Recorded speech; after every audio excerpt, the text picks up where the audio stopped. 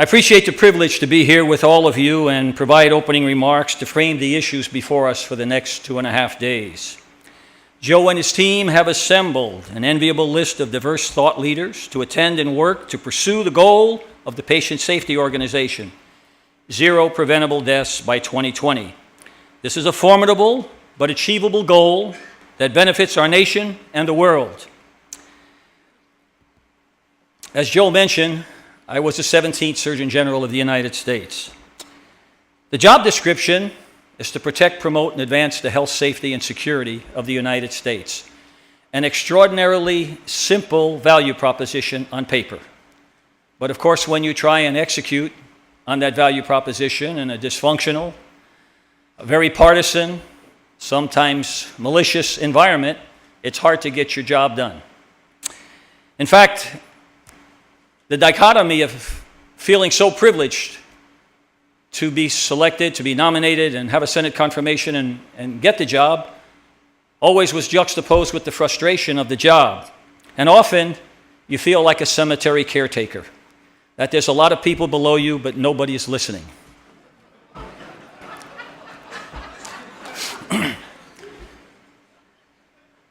It's just an extraordinary job, and considering the path, from where I came to where I ended up, it's pretty extraordinary and really truly bespeaks of the greatness of this country and the opportunities it affords to people like Joe and I, who start out with pretty much nothing. As I made my way from nomination to Senate confirmation, and as many of you are aware, the president gets to nominate whoever they want. But then the president sends a warrant to the Senate and says, will you validate this person to have the job?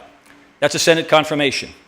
Now, many of you know that the way Congress or the Senate tells the president they don't like their nominee is that they just don't act on it, and you die on the list.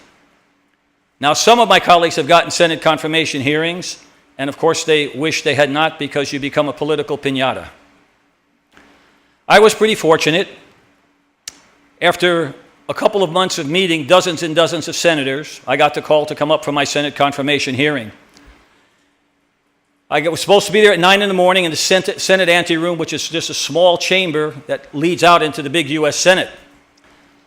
And I got there about 10 minutes early, and I was pacing, and I was diaphoretic and tachycardic and, about to wonder what's going to happen to my life, because you realize they have your control. For the physicians in the audience, it's like taking your boards in public, and every media outlet is there, not so much to report what you say or not, but they're looking for that YouTube moment. That's the bottom line.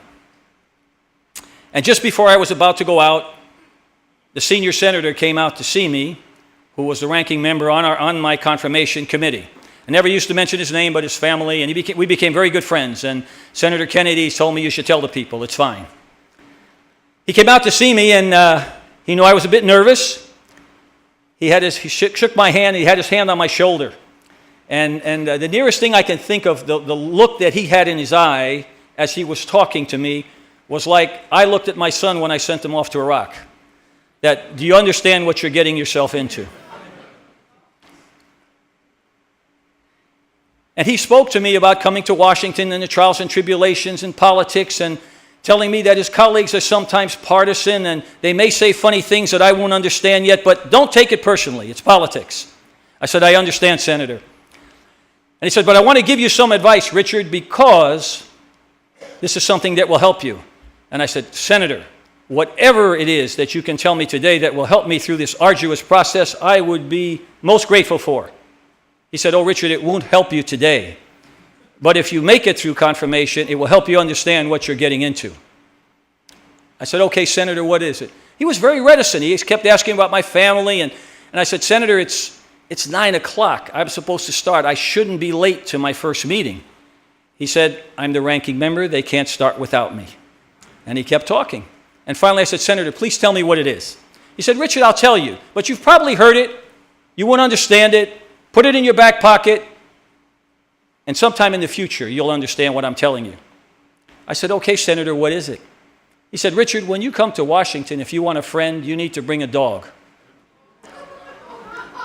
And I said, Senator, Harry Truman, yes, I understand.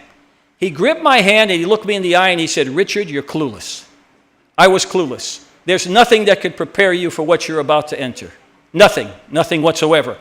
I went in, I had my Senate confirmation hearing. It took a little over 2 hours, and I became the first Surgeon General in history to be confirmed unanimously by the Senate, which, as you know, nothing ever happens unanimously anymore.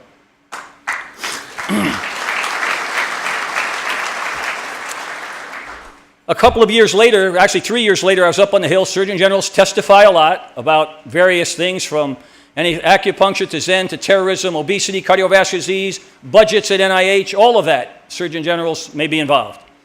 But this was a meeting on terrorism and countermeasures and what we were doing to protect the nation. And the meeting was delayed a little bit. Most of the meetings are orchestrated, so we had a little time to chit-chat with the senators. And I went over to Senator Kennedy. I'd seen him many times before, and I said to him, Senator, I know I always thank you, but you were so kind to me when I went through the process, and I really want to thank you for the mentorship and reaching out to me and helping me understand the process. And he says, oh, Rich, we're happy to have you back in uniform. You look good being back there with us, and gave me a pep talk. I said, no, Senator, but I really want to thank you for the advice you gave me. And he paused, and he said, do you mean about the dog? I said, yes, Senator, I do. He said, aha, you understand now, don't you? I said, Senator, I do, and respectfully, I disagree with you. He was aghast. He said, how could you disagree with me? I said, Senator, I've been here a few years now, and it's come to my attention that when you come to Washington, if you want a friend, you need to bring at least 2 dogs.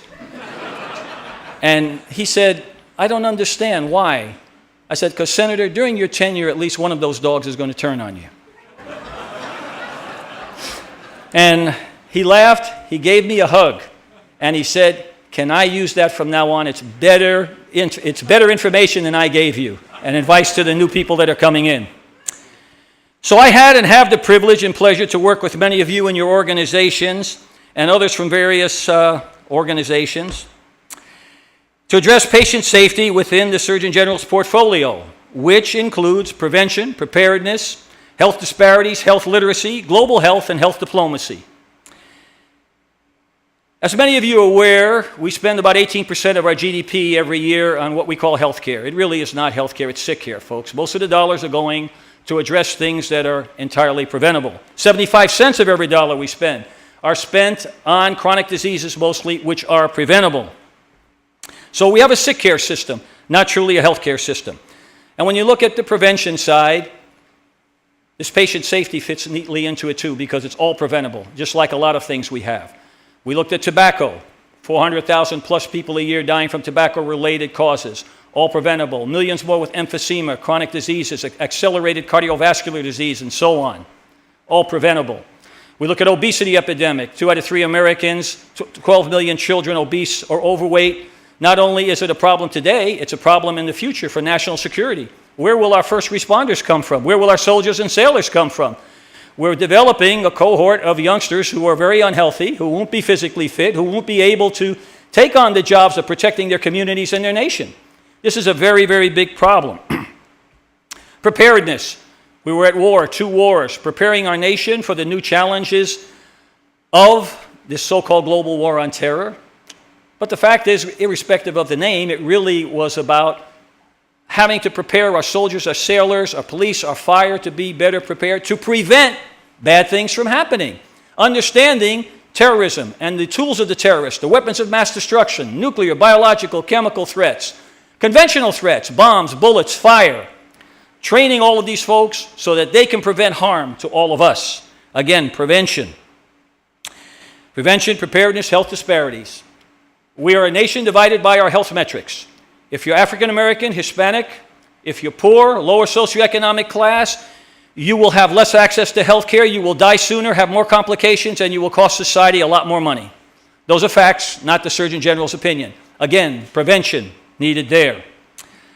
Prevention, preparedness, health disparities, health literacy. It's a currency that we all need, and one that I want to emphasize today in speaking to all of you, because it will help us to move the patient's safety movement forward and Joe's passion forward, because we have largely a health illiterate nation. Over half the people don't equate their behaviors every day with their health outcomes.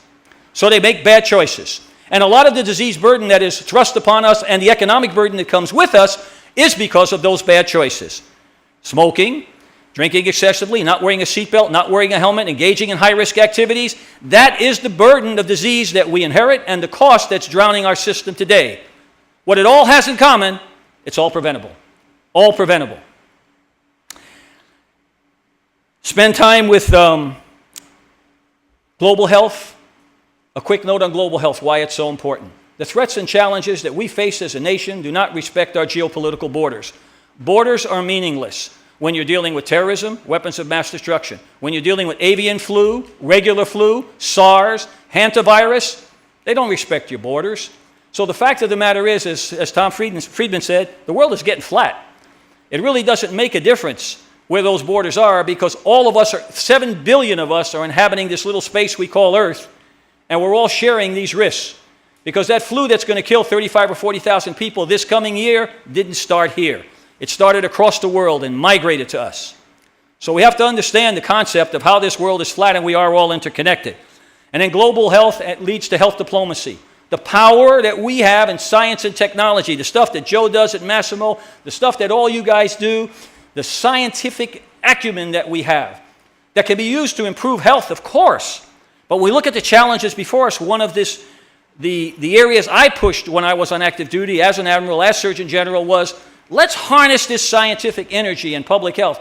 Let's export it so that it gives more value than just improving health. And what I mean by that is this concept of health diplomacy. In the military, we do force projection. Force projection means we have more bombs and bullets and planes and boats than anybody else, and that's supposed to be a deterrent. Don't mess with me because I'm the strongest nation in the world.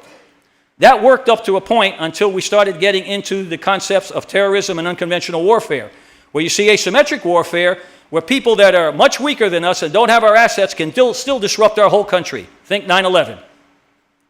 So the fact of the matter is, I said, what else can we do? Well, let's look at the genesis of terrorism. Asymmetries of health, wealth, ideology, theology, and poor governance.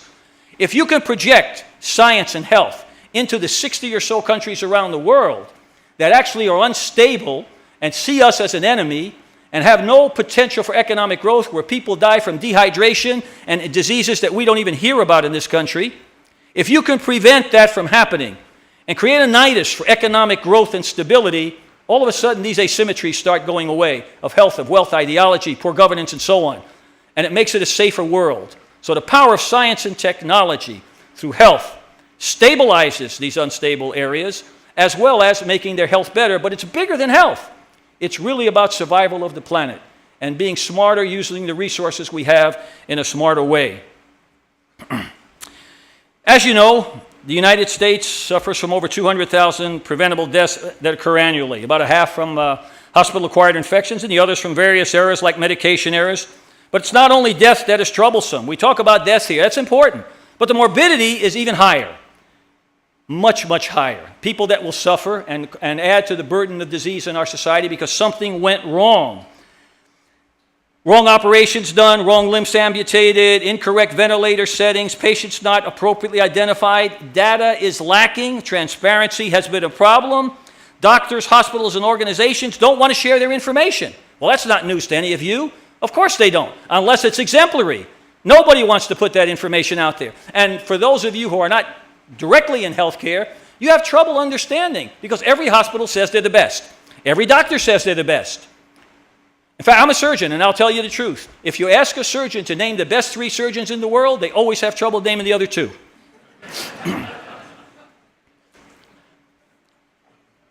But this problem is not U.S.-centric.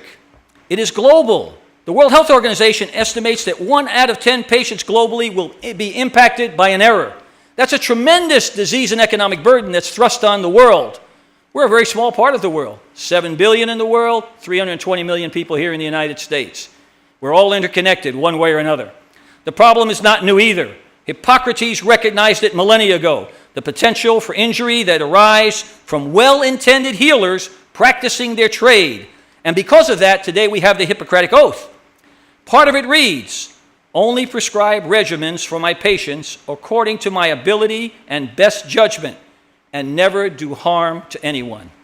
That's a couple of millennia ago. Isn't it ironic that a couple of millennia later, Hippocrates is frowning because there's still so much to do? The 20th century has given rise to some of the most extraordinary advances in science and healthcare that has catapulted us into the 21st century. But our infrastructure was not prepared for the accelerated delivery of extremely complex content that has resulted in spectacular knowledge and advances in healthcare, but also increasing preventable morbidity and mortality from errors in application of this evolving transformative science, and or being overwhelmed by the sheer volume and complexity of the science that is coming out. We live in a digital age characterized by bits and bytes. Paradoxically, just 3 decades ago, when I was a medical student, resident, and fellow, digital referred to a gloved finger in a rectal exam.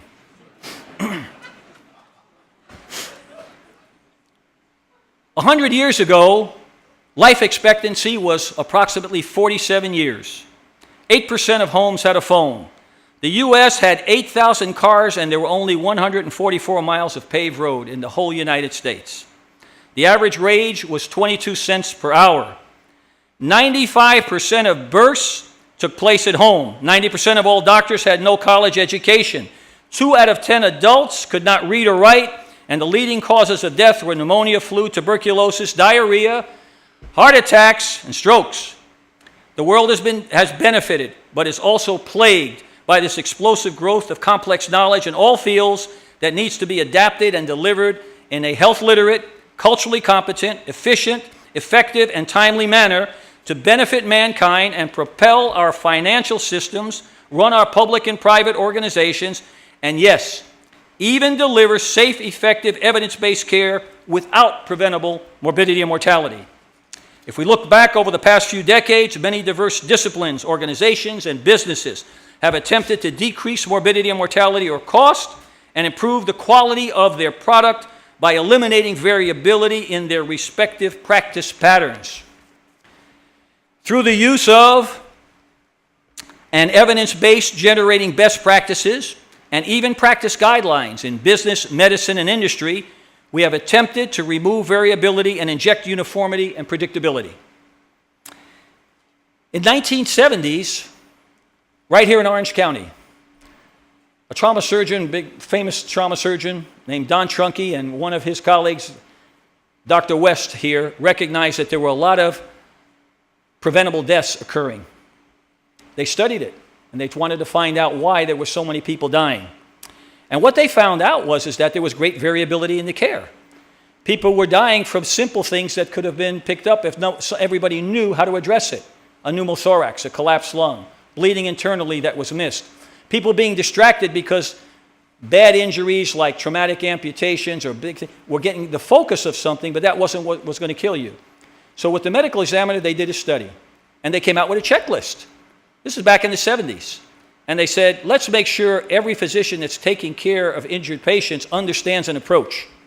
Because of that, they developed a course, ATLS, the Advanced Trauma Life Support course. Every physician who takes care of traumatically injured patients takes this course now, and it is a checklist as to how to approach complex injuries to reduce morbidity and mortality, decrease cost, and improve outcomes. Isn't that what we're doing here when we're talking about patient safety? But that example goes back decades, in the 70s, right here in Orange County. In the 80s and 90s, when I was a young doc practicing and running a trauma and critical care and emergency medical service, we were overwhelmed in ICUs. We have all of this data that was pouring in from ICUs filled with sick patients. What do we do with the data? We couldn't use it. It was coming in so fast, and we had no place to deposit it. We developed flow sheets, and then we just started to develop practice guidelines in the ICU. And we started actually to qualify people to work in the ICU because it became so complex that everybody couldn't work in the ICU. Because of that, morbidity and mortality dropped, quality of care went up, cost of care goes down because you eliminate a lot of the variability that was there. We had the challenges of the 80-hour work week, which everybody thought was great because we know performance decrement in medical practice is linked directly to how tired you are. If you're up all night and you have to do operations the next day or see patients, you're going to make some mistakes. So performance decrement was important. The various boards around the country got together and said, okay, residents can't work more than 80 hours anymore. And we all breathed a sigh of relief. We said, we're all going to have to work harder. But there are unintended consequences of those policies. Because with the young men and women that we're training in all fields to work less hours, there's more handoffs. And with more handoffs, there's more complications because a lot gets lost in translation. And patients suffer because that loss of information in translation. In manufacturing, in planes, cars, medications, there's automation. There's manufacturing guidelines. In Joe's world, as an engineer in Massimo, taking the best science in the world, taking it, analyzing it, putting it in a product, delivering it to an end user, you or us, so that we can monitor our patients better and do great work, he has a pipeline that has very little variability. He knows where every single step is to get that machine out and be able to get it out with quality and low cost to provide the outcome that we need to monitor a patient and keep them healthy and treat their disease. Aviation checklists are another perfect example. We have the safest aviation system in the world because every pilot, even the ones that have been flying 30 and 40 years, when they start, they go through a checklist. When they're in the air, they go through a checklist. When they land, they go through a checklist, and everybody understands what has to be done. Hence, we all feel safe when we fly because we've understood the incremental variables that contribute to success and failure, and we've eliminated them, taken variability out of the process, so we have a superb product that we deliver to the public. The financial industry, believe it or not, has checklists, okay? It's probably not a good example these days because of the history they've generated in the last year or so, but what it does tell me, it demonstrates that even with safeguards or checklists in place, we must practice with integrity, we must practice with commitment all the time, and then those things will work. Our results across multiple disciplines have been stunning, but medicine continues to lag. My surgical colleague Atul Gawande, in his book, The Checklist Manifesto, connected the dots for us about 5 years ago when he recognized that there was remarkable similarity in medicine in all other disciplines that were struggling to increase effectiveness and efficiency while eliminating waste and complications. As I reflect on my Surgeon General portfolio of prevention, preparedness, health disparities, health literacy, global health, health diplomacy, realizing the mounting disease and economic burden of which most is preventable, it is easy for me to make the business case and the health case for prevention being number one in my portfolio, and of course, patient safety and preventing harm as one of the most important things in the Surgeon General's portfolio for prevention. Today and tomorrow, you will hear thought leaders representing diverse clinical areas where improvement is still needed. Neonatology, pediatrics, transfusion, failure to rescue, and handoff communications. But what they all have in common is the need to generate uniform and predictable best practices by eliminating wasteful and harmful variability in those practices. Often as Surgeon General, what I realized was that the one additional degree that I thought I really needed to be more effective and efficient was that of an anthropologist, because this all comes down to cultural transformation. The bottom line, that's the lowest common denominator. We're getting overwhelmed with science now and data, but the challenge we have is in the translation of that to an end user to effect sustainable behavioral change.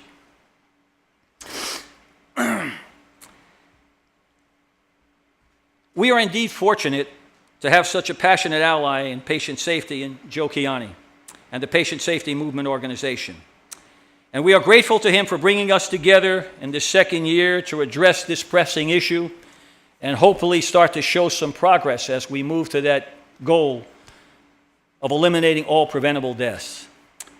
As we return to our respective areas of practice, let's focus on what I believe will be the takeaway messages from this meeting.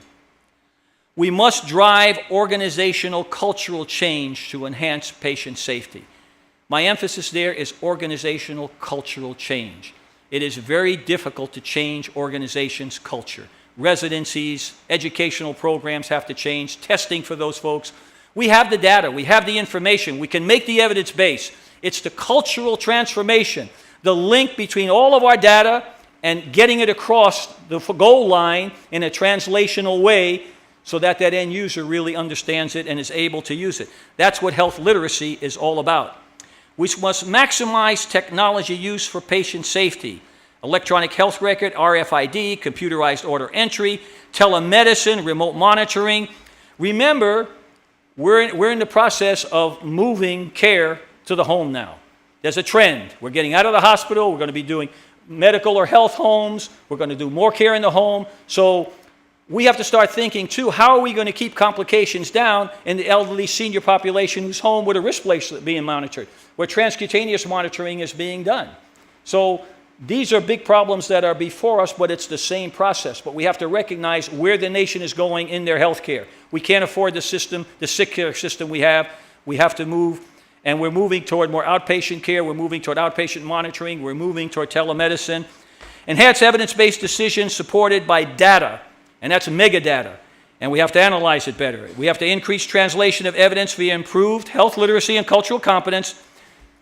We've spent a lot of time trying to change our medical organizations and change our docs. Here's something else I think we absolutely need to do. You want to create demand from society. To create demand from society, we have to change the literacy level of our fellow citizens we call patients. The patient understanding what health is. The patient understanding what quality is, even though we haven't fully defined it yet. It's not like the Supreme Court when they said, you know, they'll understand that pornography stuff when they see it, but they couldn't define it. The point is that we have an ill-informed society who's out there not understanding what we're doing on their behalf. We need to get the public engaged, and they need to be understanding. But for them to be understanding, we have to provide data for them so they can make informed decisions in an open market. They can buy a car pretty easy. They can kick the tires and go argue for a radio, okay? But how do they pick a doctor? How do they pick a hospital? How do they pick a health system? When every system says they're the best and only reports that data which looks good. We have to increase transparency. The public needs to start to understand. And the public demanding a higher standard of care, better outcomes at lower cost, will help to drive our system where it needs to go. So we the leaders, need to ensure that the public is engaged as well. An informed patient will drive this for us from the outside. Increased transparency and information sharing, as Joe's fond of saying, the silos have to go away. Improved analysis of the mega data that we've accumulated. The pipeline of data is constipated now, okay? We need to do a better job of evaluating what we have so we can utilize it in a timely fashion. To paraphrase Winston Churchill, and I say paraphrase Winston Churchill, he said, "I love Americans. They always do the right thing, eventually. Eventually is upon us. We must act now, for we can't afford not to. And our fellow citizens, who we call patients, have placed their trust in us, are depending on us to be able to provide the best, safest care at the least cost for the most people." Thank you very much.